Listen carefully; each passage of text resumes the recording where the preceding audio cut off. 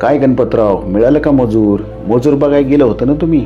नाही की मिळालं संपतराव. अहो मजुरासाठी मी लय परेशान आहे बघा. अहो गेल्या वर्षी बी किती नुकसान झालं. हळद काढायला आली होती पण मजूर मिळालं नसल्यामुळं रातोरात पाऊस पडला आणि माझं 2 एकराची हळद भिजली. सोयाबीनचं बी तसंच. आता कापूस वेचणीला आलाय पण मजूर मिळाना झालाय. 2 दिवसात कापूस येचला तर बरे ना. सगळा कापूस जमिनीवर पडते बघा आणि हाय पुन्हा नुकसान सगळं. मी तर ह्या मजुराच्या समस्येनं परेशान झालोय बघा.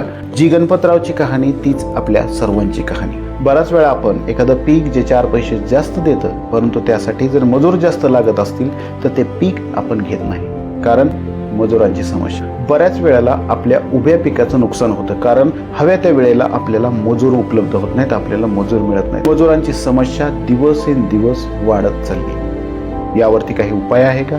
तर होय, नक्कीच यावरती उपाय आहे. पाणी फाउंडेशनच्या माध्यमातून सुरू असलेली फार्मक स्पर्धा हे यावरती उत्तर आहे. पाणी फाउंडेशनच्या फार्मक स्पर्धेमध्ये आपल्याला इर्जिक शिकवलं जातं. काय आहे हे इर्जिक हे जाणून घेण्यासाठी पाणी फाउंडेशनच्या फार्मक स्पर्धेमध्ये आपल्याला सहभागी व्हावं लागेल.